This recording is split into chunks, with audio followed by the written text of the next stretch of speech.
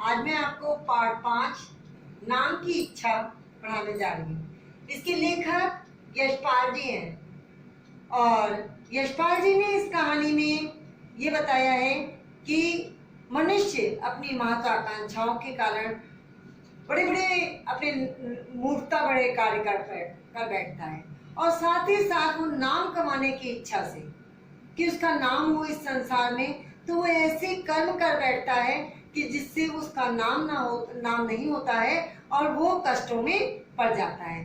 साथ ही साथ यशपाल जी ने इस कहानी में ये भी बताया है कि मनुष्य को अपनी इच्छाओं को दमन करते हुए अपने सामर्थ्य के अनुसार कार्य को करना चाहिए। जरूरी नहीं है कि मनुष्य महत्वाकांक्षाओं के चक्कर में और अपने नाम के चक्कर में अपना सर्वस्व जीवन बर्बाद कर दे। तो आइए इस कहानी का सारांश मैं आपको बताती हूँ। पाठ का सारांश शुरुआत करने से पहले मैं आपको पाठ में आए चरित्रों के नाम बताना चाहती हूँ। पाठ में जिन चरित्रों के नाम लिए गए हैं, ड्रिल मास्टर, अनंतराम, गुरदास, बनवारी, खन्ना, खलीक, महेश, ये सब स्कूल के विद्यार्थी हैं। रहमान एवं लाला गुरदास के पड़ोसी हैं और दुलारी भी गुरदास का पड़ोसी है।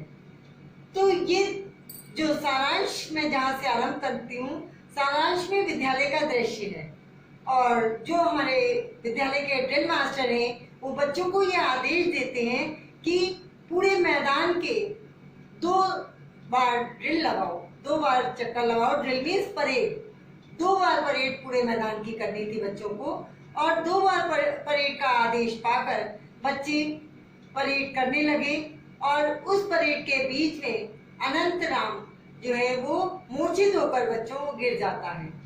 विद्यालय के मैदान में जब अनंतराम मूर्छित होकर गिरता है तो चारों ओर एकदम से जो है लोग हट जाते हैं और ड्रिल मास्टर हॉल्ट शब्द हॉल्ट कहकर रोकने का आदेश देते हैं। साहब और 2 लड़कों ने मिलकर अनंत को उठाया और बरामदे में ले गए। बरामदे में ले जाकर उसकी आंखों के ऊपर पानी की छींटें डाली। कुछ बच्चों ने जो है अपनी किताबों से उस पर पंखा जला और साथ ही साथ प्रधानाचार्य को भी खबर दी गई। प्रधानाचार्य ने पहुंचने के बाद उसको देखा, उसको थपथपाया और अपनी सहानुभूति उस पर डाली और उसके बाद उसको घर भेजने का प्रबंध किया। 2 बच्चे उसे लेकर गाड़ी में घर लेकर गए, तांगे में घर लेके गए। बच्चों उस समय तांगा चलता था और तांगे में लेकर उसे घर पहुंचाया गया। और जो गुरुदास जो कि विद्यार्थी था, तो उसके मन में ये आया कि अनंतराम बेहोश हो गया और चारों ओर लोग जान गए कि विद्यालय का अनंतराम जो है वो बेहोश हो गया, उसका नाम हो गया। तो गुरदास सोचने लगा कि कहीं अनंतराम की जगह मैं होता तो कितना अच्छा होता, लोग मुझे जान जाते, मेरा नाम होता और मैं भी अनंत की तरह जो है अनंत की तरह लोगों के लिए सहानुभूति का पात्र होता। श्रेणी में अर्थात कक्षा में जब गुरदास पहुंचता और मास्टर साहब कोई सवाल देते और मास्टर साहब घूम घूम कर ये देखते रहते कि कोई बच्चा जो है वो गलत कार्य तो नहीं कर रहा है या काम कर रहा है कि नहीं कर रहा है, और साथ ही साथ वो सवालों को पूछते। तो गुरदास प्रयत्न करने के बाद भी उसका सवाल पहले नहीं दे पाता था और उसकी जगह बनवारी, खन्ना और खलीक, महेश इत्यादि कोई ना कोई जो है वो उस सवाल का जवाब दे देते थे और गुरदास चाहते हुए भी सवाल का जवाब नहीं दे पाता और उसका नाम नहीं आ पाता था। और गुरदास जो है वो इतिहास का बहुत अच्छा जानकार होते हुए भी वो इतिहास के विषय में भी जो है सर्वप्रथम उत्तर नहीं दे पाता था। गुरदास का नाम नहीं कहीं आता था और गुरदास इसलिए बहुत परेशान रहता था। गुरदास अपने माता पिता की इकलौती संतान थी लड़के के रूप में। उसकी 3 बहनें थीं और गुरदास के पिता रेलवे कर्मचारी थे और वे सोचते थे कि उसका पुत्र जो है उसका नाम करेगा।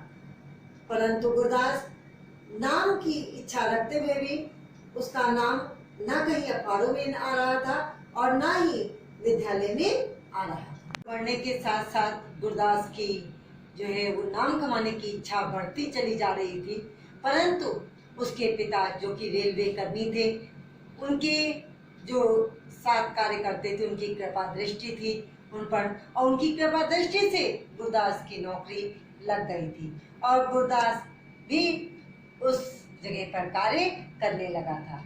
साथ ही साथ गुरदास के मोहल्ले में 1000 लोग थे और गुरदास सोचता रहता था कि हमारे मोहल्ले के किसी भी व्यक्ति का कोई नाम नहीं होता, ना ही अखबार में छपता है और ना ही कहीं होता है। ये बात गुरदास सोच ही रहा था कि उसके पड़ोस में रहने वाले निसंतान व्यक्ति लाला जी ने एक विद्यालय खोल दिया और विद्यालय जो खोला उसके साथ साथ उनके फोटो और विद्यालय का नाम दोनों ही अखबार में छपा। गुरदास सोचने लगा कि जीवन भर जो है संपत्ति कमाई, ये तो भाग्य का खेल है, भाग्य के बिना जो है वो संपत्ति प्राप्त नहीं होती और लाला जी ने अपनी जीवन भर संपत्ति कमाई थी और ये उसी का फल उन्हें मिला है। साथ ही साथ बसंत के मौसम में शहर में प्लेग फैल गया था। प्लेग बच्चों एक बीमारी होती है और वो जो प्लेग बीमारी होती है वो छुआछूत की बीमारी होती है और शहर में प्लेग फैल गया था और शहर में प्लेग फैलने के कारण रहमान जो पड़ोसी व्यक्ति था वो बहुत ही सजग व्यक्ति था, क्योंकि उसने जो है म्युनिसिपैलिटी को खबर दे दी थी कि उसके पड़ोस में रहने वाले दुलारे नाम का जो व्यक्ति है वो प्लेग की बीमारी से पीड़ित है और लोग आते हैं और दुलारे को ले जाते हैं। और साथ ही साथ तब भी गुरदास यही सोचता है कि देखो दुलारे का नाम हो गया, क्योंकि अगले दिन अखबार में दुलारे का नाम छप गया। दूसरे दिन गुरदास ने अखबार में पढ़ा कि इलाज में देरी होने के कारण दुलारे की मृत्यु हो जाती है और लोग उसे लेकर मोहल्ले में आते हैं, परंतु कोई भी उसे छूता नहीं है। और ऐसी बात वो सपने में देख रहा था, अखबार लिए हुए था, मानो वो सड़क पर चल रहा था, तो उसी समय उसे एक टक्कर लगती है और वो टक्कर वकील साहब की गाड़ी से लगती है।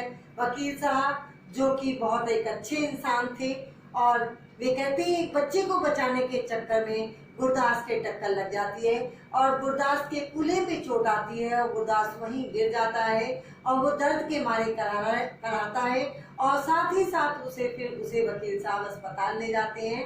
वहाँ नर्स जो है वो गुरदास का इलाज करती है और दूसरे दिन सवेरे जब नर्स जो है गुरदास को दवाई दे देती है तब वकील साहब उसके पास पहुंचते हैं और पूछते हैं कि किस तरीके से तुम अखबार पढ़ते हुए चले जा रहे थे और तुम्हें ध्यान भी नहीं था। और तब उसने बताया कि मैं अखबार में दुलारे का नाम पढ़ रहा था, उसका नाम आया था और नाम की इच्छा से मैं जो है अखबार पढ़ रहा था और मैं भी ये चाहता था कि मेरा नाम जो है अखबार में छपे। तो वो ये चाहता था कि अखबार नाम में छपे और तो वकील साहब बोले कि ठीक है, तुम्हारा नाम भी अखबार में छपेगा और इसके लिए तुम्हें कोर्ट केस दायर करना पड़ेगा। और उसके बाद गुरदास कोर्ट केस दायर करता है और लड़ाता हुआ कोर्ट पहुंचने के बाद अदालत ने जो निर्णय सुनाया कि मोटर गाड़ी से आहत गुरदास ने जो ये कार्य किया है वो जानबूझकर कार्य किया है, इसलिए उसे किसी प्रकार का हर्जाना नहीं दिया जाएगा, वो किसी प्रकार का हर्जाना प्राप्त करने का अधिकारी नहीं होगा। और इस तरीके से गुरदास का नाम जो है वो अखबार में आ जाता है और गुरदास का नाम आ जाता है बच्चों।